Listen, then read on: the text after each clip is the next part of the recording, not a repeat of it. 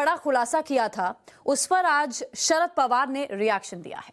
Times now Navbharat ने कल परमबीर सिंह को लेकर एक बड़ा खुलासा किया और दस्तावेजों के सहारे यह बताया था कि कैसे परमबीर सिंह के साथ डील की जा रही थी। इस खबर पर अब शरद पवार ने प्रतिक्रिया दी है। शरद पवार ने कहा है कि यह खबर हैरान करने वाली है। शरद पवार ने परमबीर सिंह के बयान पर जताई हैरानी। परमबीर सिंह के अपनी जान को खतरा बताने पर पवार ने कहा, पुलिस विभाग से ही डर रहे हैं परमबीर सिंह, खुद एक महत्वपूर्ण पद पर थे। टाइम्स नाउ नवभारत के खुलासे पर शरद पवार का ये बयान आया है। कल दरअसल हमने उस एसएलपी की कॉपी आपके सामने रखी थी जो अभी आप दूसरी तस्वीर में देख रहे हैं। सुप्रीम कोर्ट में वो एसएलपी दायर की थी परमबीर सिंह की तरफ से, जिसके अंदर डीजीपी संजय पांडे और परमबीर सिंह के बीच में बातचीत होती है। डीजीपी परमबीर को सलाह देते हैं कि आपने जो पूर्व गृह मंत्री अनिल देशमुख के ऊपर आरोप लगाए हैं, जो शिकायतें की हैं, उन शिकायतों को आप वापस ले लीजिए और जो आपके खिलाफ शिकायतें हैं वो भी वापस हो जाएंगी, मामले को सेटल कर लिया जाएगा। सवाल उसके बाद उठने लगे, इस एसएलपी के आधार पर ही टाइम्स नाउ भारत बार बार कह रहा है, सवाल यहां पर यही उठने लगे कि क्या महाविकास अघाड़ी सरकार घबराहट में है? क्या महाविकास अघाड़ी समझ चुकी है कि आने वाले दिनों में दिक्कतें बहुत ज्यादा बढ़ेंगी? शिवानी मेरी सहयोगी मेरे साथ जुड़ गई। शिवानी, शरद पवार का इस पर बयान आया है कि परमबीर सिंह पुलिस विभाग से घबरा रहे हैं, खुद एक महत्वपूर्ण पद पर थे, बड़े पद पर थे। जी बिल्कुल, देखिए परमबीर सिंह एक वक्त जैसा हम लगातार कहते आ रहे हैं कि पूरे लॉ एंड ऑर्डर के लिए जिम्मेदार व्यक्ति थे। मुंबई पुलिस में उन्हें अच्छे से पता है कि आखिर पुलिस फंक्शन किस तरह से करती है, पुलिस कैसे केसेस को हैंडल करती है, कैसे एजेंसीज के साथ काम करती है। और इसी बीच में खुद जब उन्होंने ये कहा है कि उन्हें थ्रेट महसूस हो रहा है, उनकी जान पर उन्हें घबराहट महसूस हो रही है कि पुलिस डिपार्टमेंट कहीं ना कहीं उनके लिए सेफ नजर नहीं आ रहा, तो इसी पर शरद पवार का ये कहना है कि जो खुद इस महकमे का आदमी है, जिसने खुद इस महकमे को इतने लंबे वक्त तक क्लोजली हैंडल किया है, इतने सालों से वो महाराष्ट्र के अंदर ही अलग अलग पदों पर अलग अलग जगहों पर नियुक्त थे, तो उन्हें खुद अपने डिपार्टमेंट से कैसे घबराहट हो सकती है, जिसके ऊपर फिलहाल सोच विचार करने की जरूरत है। हालांकि कहना गलत ये भी नहीं होगा कि परमबीर सिंह जो खुद मुंबई पुलिस के आयुक्त रह चुके हैं, कमिश्नर रह चुके हैं, उन्हें बाकायदा पता है कि ऐसे एब्सकॉन्डर्स को कैसे ट्रीट किया जाता है, उनसे कैसे सवाल जवाब किए जाते हैं, किस तरह से उनसे इंफॉर्मेशन निकाली जाती है, किस तरह से उन्हें ट्रैक किया जाता है, बखूबी वो सारी चीजों को जानते हैं। कहीं ना कहीं इसीलिए सुप्रीम कोर्ट से जब उन्हें थोड़ी सी राहत मिली अरेस्ट से, तब वो आकर सामने सभी से बात कर रहे हैं, जहां पर सबसे पहले टाइम्स नाउ भारत पर उन्होंने इस चीज को कबूला कि वो चंडीगढ़ में है और जल्दी ही मुंबई आएंगे और अपना अगला कदम सभी के सामने रखेंगे। शरद पवार नहीं, शिवानी, महाराष्ट्र के गृह मंत्री दिलीप वलसे पाटिल का भी बयान आ गया, वो भी पूछ रहे हैं किससे डरते हैं परमबीर सिंह। जी देखिए, बिल्कुल दिलीप वलसे पाटिल गृह मंत्रालय में लगातार कई दिनों से उनकी मीटिंग चल रही थी। फिलहाल जो मुंबई पुलिस के कमिश्नर है उनसे भी, थाने के जो पुलिस कमिश्नर है उनसे भी लगातार गृह मंत्री जो है फिलहाल दिलीप वलसे पाटिल कई बार कई मीटिंग्स कर चुके हैं। इनफैक्ट कई अलग अलग अन्य ऑफिसर्स के साथ, मंत्रियों के साथ महाराष्ट्र के उनकी मीटिंग्स हुई थी, जहां पर परमबीर सिंह एक बहुत अहम मुद्दा थे, जिसको लेकर ही आपको बता दें कि ये लगातार केसेस चल रहे थे, जिसके अंदर कड़ाई से इन्वेस्टिगेशन चल रही थी। और फिलहाल उनका ये सवाल उठाना कहीं ना कहीं साफ करता है कि परमबीर सिंह को बिल्कुल। और शिवानी, लगता है टाइम्स नाउ भारत के इस खुलासे के बाद आज महाराष्ट्र में दिन भर हलचल रहेगी और इसी तरह राजनीतिज्ञों की प्रतिक्रिया भी सामने आएगी।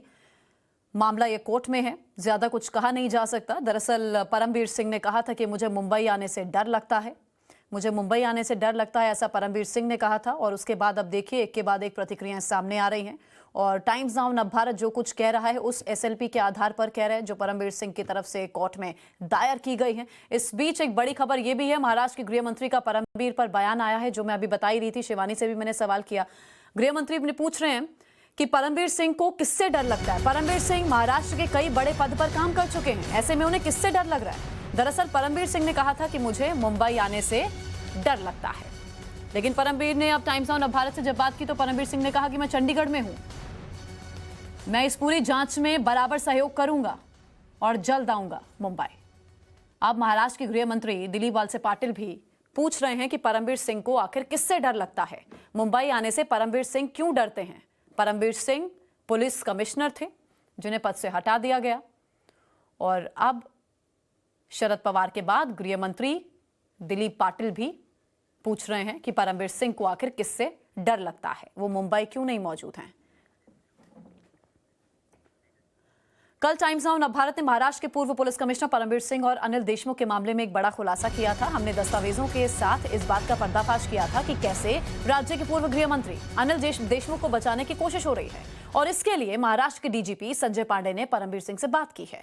डीजीपी संजय पांडे ने परमबीर सिंह से कहा है वो अनिल देशमुख के खिलाफ शिकायत वापस ले लें, बदले में परमबीर सिंह को तो उनके खिलाफ चल रहे मामलों को सेटल कर दिया जाएगा। साथ ही डीजीपी ने परमबीर को यह भी कहा कि कानून से मत खेलिए, खत्म हो जाएंगे। शिवानी मेरे साथ लगातार बनी हुई है। शिवानी, लगातार प्रतिक्रियाएं आनी शुरू हो गई हैं। शरद पवार के बाद गृह मंत्री, आज लगता है पूरा दिन टाइम्स ऑफ नवभारत के इस खुलासे पर हलचल रहेगी महाराष्ट्र में।